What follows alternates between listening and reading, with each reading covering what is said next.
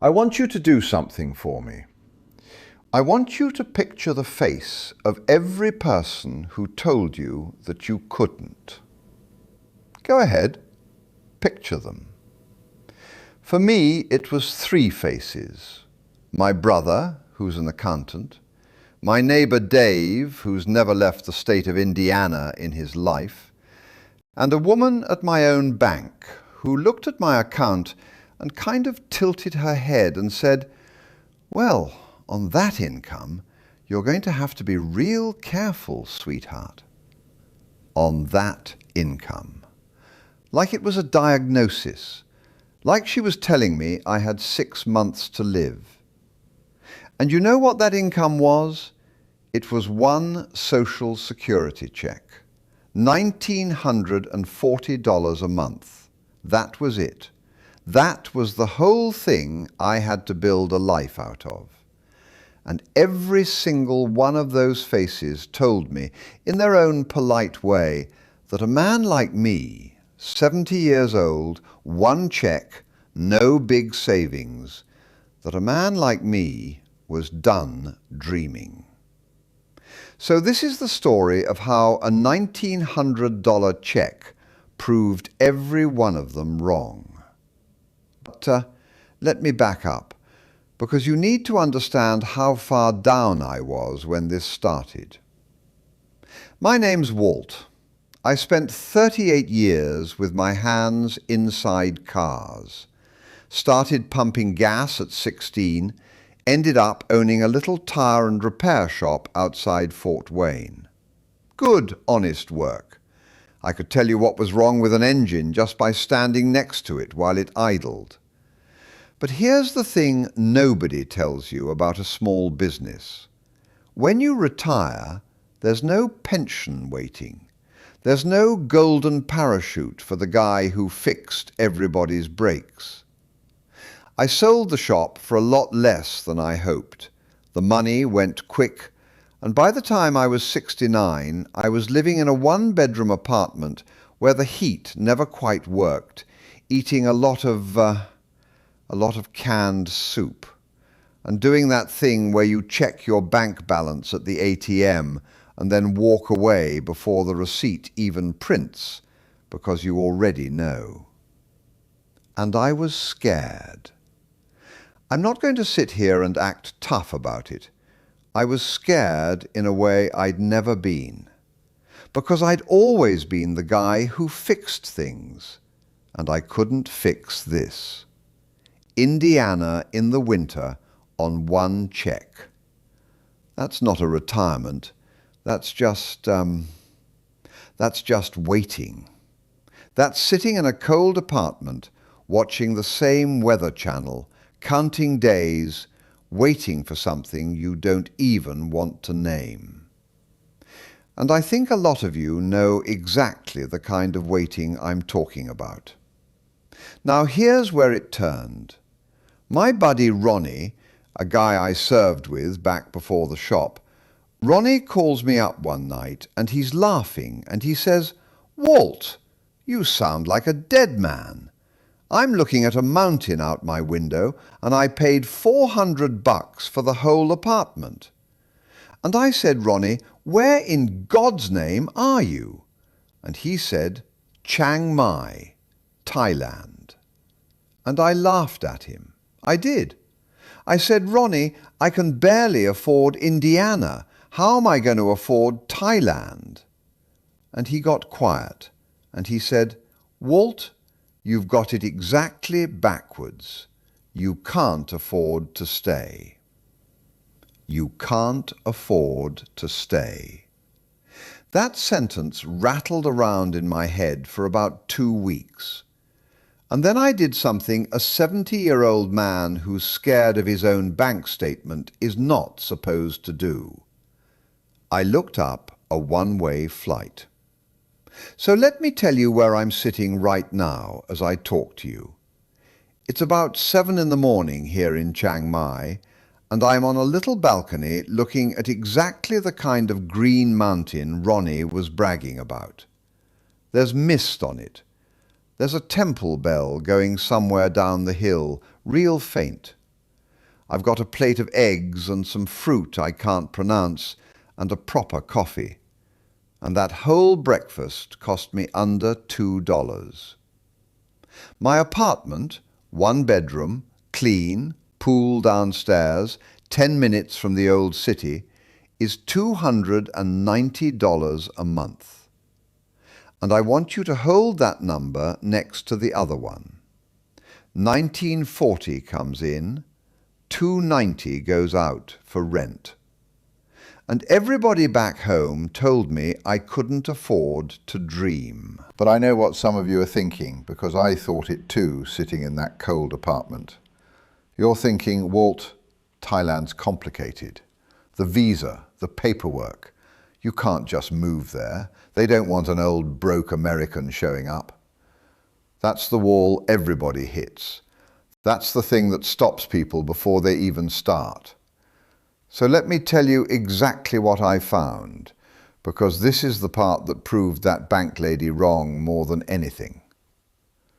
Turns out Thailand actually has a real retirement visa for folks 50 and over.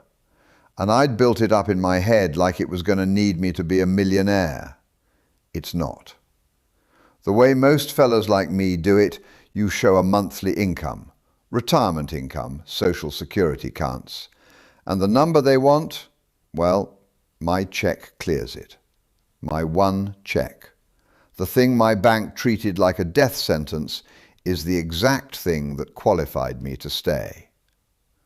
Now, I'm going to be straight with you the way I wish somebody'd been with me.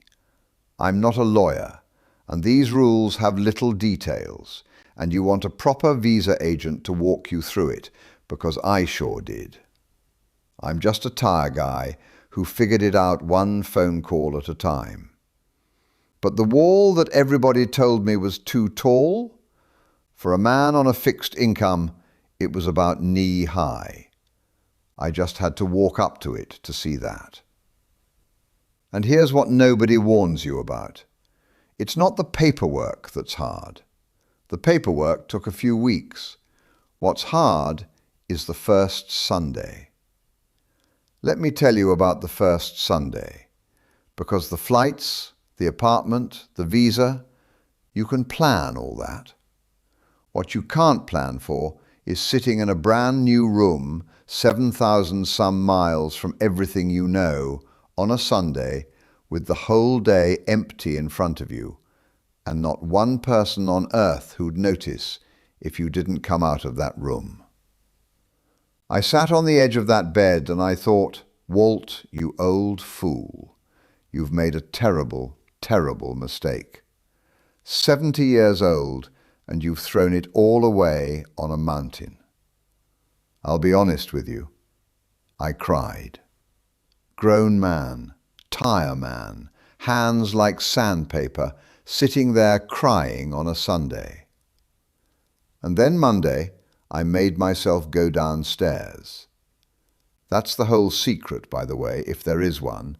You just make yourself go downstairs. And there's this little coffee spot on the corner, and it's full of, well, it's full of guys like me. Grey hair, foreign faces, fellas from Canada and Australia and England and all over, retired, sitting around a couple tables that they'd obviously pushed together a long time ago.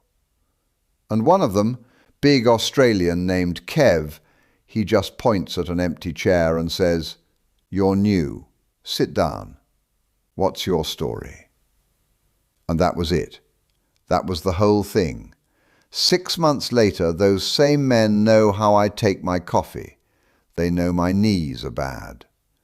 When I had a fever back in the spring, 3 of them checked on me, and 1 drove me to the hospital, where, by the way, a real doctor, English speaking, fixed me up for about what I used to spend on lunch back home. That's the part the bank lady couldn't put on a spreadsheet. Back in Indiana, I was a number, and it was a small number, and it made me small. Here, on the same small number, I'm Walt. I'm the tire guy. I'm the fella who tells bad jokes at the corner table and knows how to haggle for a fan belt in a language he's still butchering. The money didn't change.